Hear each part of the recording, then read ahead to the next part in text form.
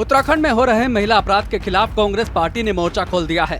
प्रदेश के भीतर लगातार हो रही अमानवीय घटनाओं को लेकर कांग्रेस धामी सरकार को घेर रही है। जगह जगह प्रदर्शन और विरोध किया जा रहा है।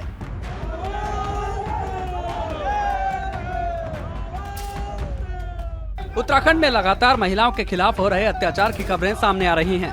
इन अपराधों का आरोप बीजेपी नेताओं पर भी लग रहा है। पहले अल्मोड़ा के सल्ट में तो अब हल्द्वानी में ऐसी ही वारदात सामने आई। दो जगहों से महिलाओं से छेड़छाड़ और यौन शोषण की खबरें आई तो अब दोनों मामलों में आरोप बीजेपी के नेताओं पर ही लगे हैं। इसके बाद कांग्रेस को प्रदेश के भीतर पका पकाया मुद्दा मिल गया है। कांग्रेस का आरोप है कि आरोपी सत्ताधारी पार्टी से जुड़े हुए हैं, इसलिए प्रशासन इन आरोपियों पर एक्शन लेने से कतरा रहा है। कांग्रेस प्रदेश अध्यक्ष करण महारा ने बीजेपी की महिला मोर्चा पर भी कई सवाल खड़े किए हैं। महारा ने कहा कि निर्भया के मामले में जगह जगह कैंडल मार्च निकालने वाली बीजेपी की महिलाएं कहां गायब हो गई। कलकत्ता में दुष्कर्म के खिलाफ बीजेपी जमकर प्रदर्शन कर रही थी, लेकिन उत्तराखंड में महिलाओं के साथ हो रहे दुष्कर्म को लेकर बीजेपी आखिर मौन क्यों है? पर मैं तो महिला मोर्चे को देखकर दंग हूँ।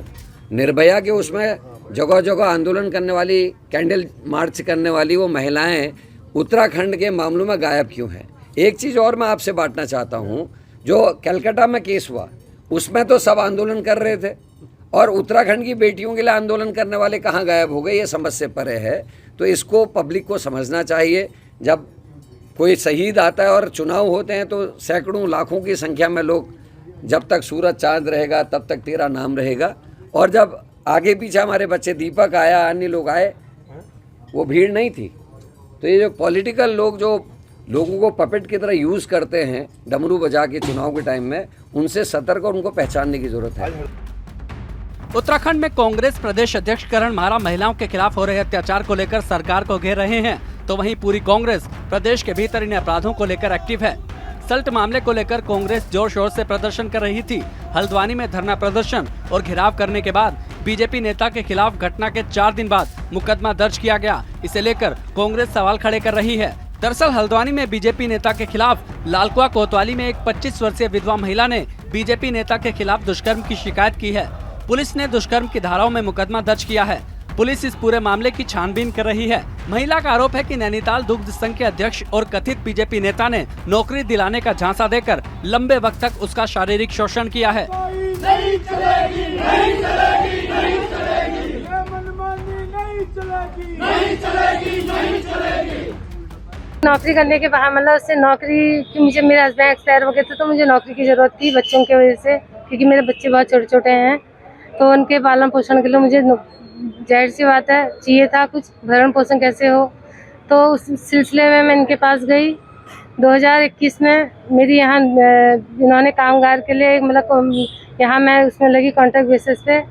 उसके बाद धीरे धीरे ये मेरे साथ नज़दीकियाँ बढ़ाने लगे, ये वो सब चीज़ें जो भी चली। तो फिर उसके बाद धीरे धीरे इन्होंने इतना मुझे परेशान, इतना टॉर्चर करने लग गए, इतना करा कि मतलब मेरा शारीरिक मानसिक दोनों तरीके से मेरा शोषण हुआ है। बस उत्तराखंड में महिलाओं के खिलाफ हो रहे अपराध की फहरिस्त लगातार लंबी होती जा रही है।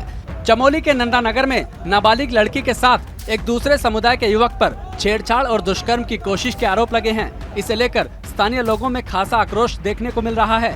जिला मुख्यालय गोपेश्वर में व्यापारियों ने अपने बाजार बंद कर विरोध प्रदर्शन किया, रैली निकाली, तो वहीं ये भी मांग की कि बिजनौर और नजीमाबाद से आ रही सब्जियों के ट्रकों की गहनता से जांच होनी चाहिए।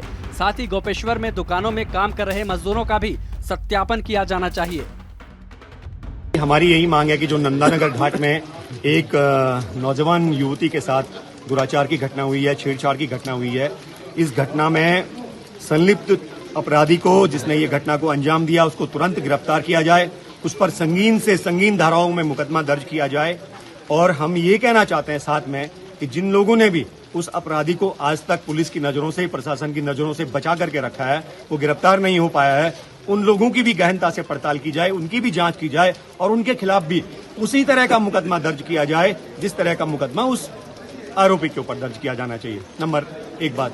नंबर 2 बात, हमने आज के ज्ञापन के माध्यम से ये कहा है कि तमाम तरह के जो बाहर से लोग आ रहे हैं यहाँ पर काम करने के लिए, वो किसी भी क्षेत्र में आ रहे हों, उनकी पुलिस के द्वारा गहनता से जांच कराई जाए, उनका सत्यापन किया जाए। जो दुकानों में काम करने वाले कर्मचारी हैं या मजदूर हैं, उनका भी सत्यापन कराया जाए, पुलिस सत्यापन कराया जाए और उनको परिचय पत्र निर्गत किए जाए। प्रदेश में लगातार हो रही दुष्कर्म की घटनाओं को लेकर कांग्रेस धामी सरकार को घेर रही है। वहीं चमोली में हुई छेड़छाड़ को लेकर सीएम पुष्कर सिंह धामी भी एक्शन मोड में आ गए हैं। धामी साफ लहजे में कह चुके हैं कि नारी अस्मिता और सम्मान हमारे लिए सदैव सर्वोपरि है। किसी भी महिला के साथ या फिर बेटी के साथ होने वाली अप्रिय घटना की हम भर्त्सना करते हैं। कानून प्राथमिकता के साथ दोषियों को सजा देगा। देवभूमि में इस तरह की घटनाओं को बर्दाश्त नहीं किया जा सकता।